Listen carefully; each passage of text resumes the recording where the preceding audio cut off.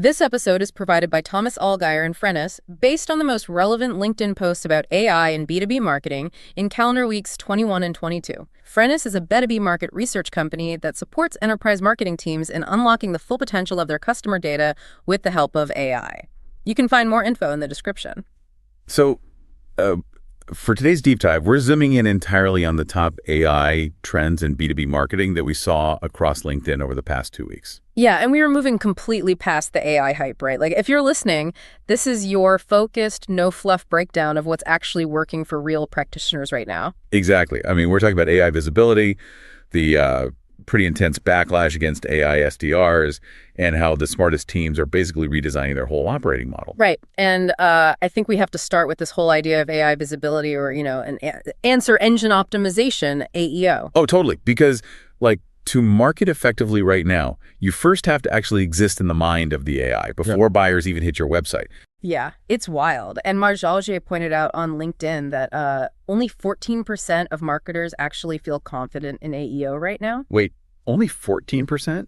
That's literally just 14%. People are scrambling. You see them downloading Levent Elshi's 43-page playbook or taking Neil Patel's assessment just to see if their brand is even ready for LLM visibility. Well, yeah, because the old SEO rules just don't map over to this. Artur Perella-Kukovsky was saying you have to audit your non-branded AI visibility first. You have to earn citations where the AI actually looks. Right, because it's not just crawling for keywords anymore. Exactly. And Deepish Khandelwal made a really good point about this. He said your content has to be discoverable across all AI systems, not just Google, but like Perplexity, ChatGPT, Claude, all of them. Which is a huge headache for reporting, honestly, because the signals we're getting from platforms are just completely contradictory right now. Oh, 100%. Like Ankush Gupta posted that Google is finally adding dedicated AI visibility reports to Search Console, which sounds great, right? It sounds great until you see what Cyrus S. posted. Yeah, exactly. Because he warned that Google is actually hiding clicks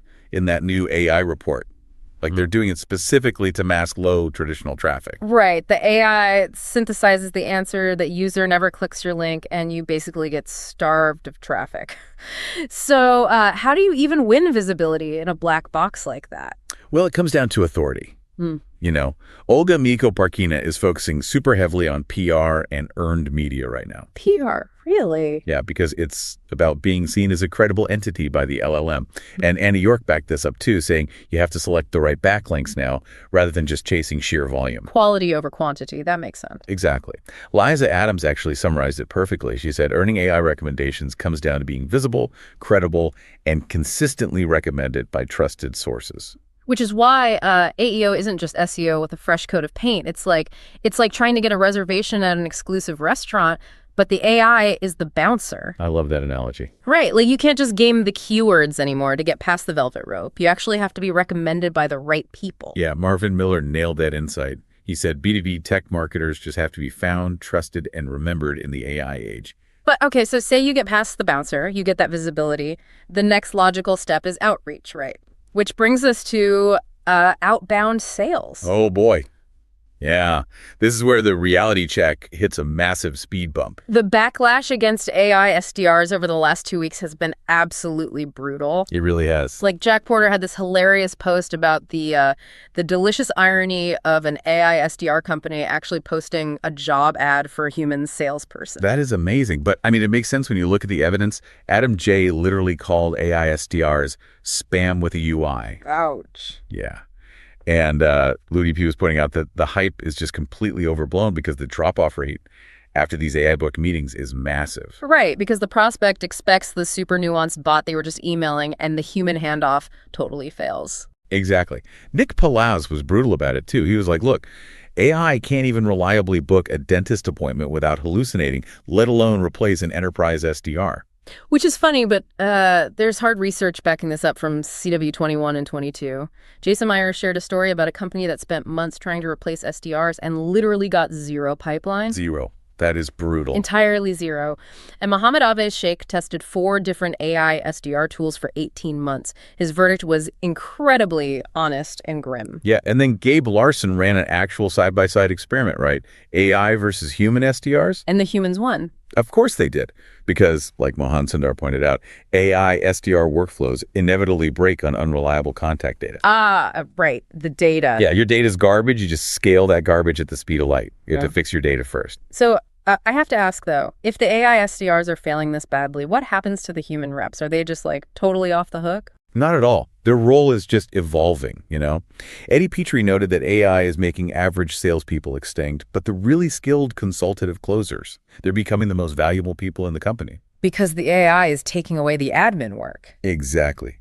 Tito Board says you should only hire reps who are completely obsessed with their craft now, because AI frees up their time to actually build relationships. Well, wait, Daniel Oswald raised a huge red flag about that. Because if the AI SDRs are doing all the early outreach or you're skipping the early grind, or reps actually learned how to sell. Oh, that's a great point. Like, if you're a sales leader listening to this, how do you plan to train your future senior reps if they never had to make cold calls? Yeah, that structural gap is definitely why the smartest B2B teams are pivoting right now. They're moving away from these single, fully outsourced sales schools and building custom agentic architectures. Agentic workflows, right. We saw so much about this. Jonathan M.K. showed a story of a CMO who literally replaced her agency with AI agents and 5x'd her output. 5x'd it. And people are sharing real practical tools for this. Eric Lay is building outbound systems right inside Claude Code. Yeah, and Ryan Law built out this AI content automation using Agent A.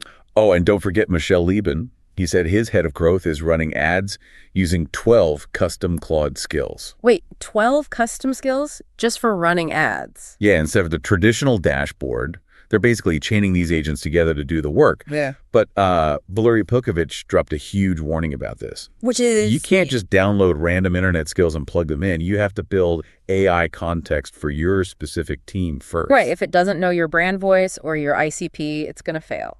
And Kapil Devaromozy warned about the governance side of this, too. Oh, the shadow IT problem. Exactly. Most enterprises have literally zero governance for the AI agents their marketing managers are quietly deploying. Yeah, and Jason M. Limkin added that building these agents is highly, highly iterative. Not every final automation step is actually worth the time it takes to build it.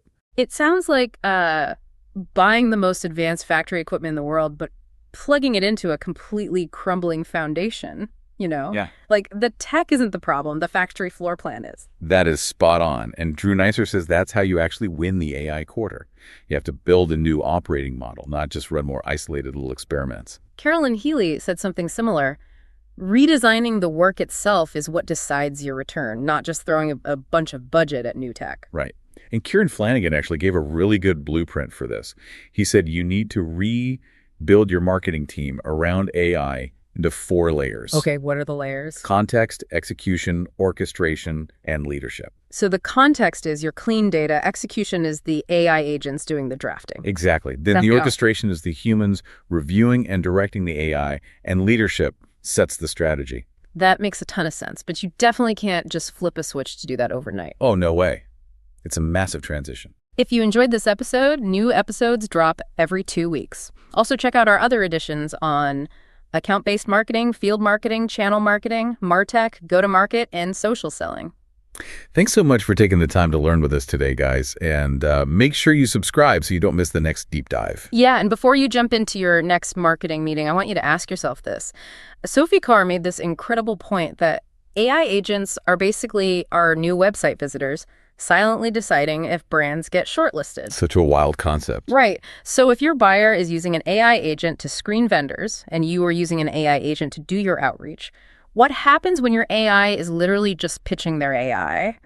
Are you building a brand that the actual human buyer will remember when the bots are finally done talking? Something to think about. Catch you next time.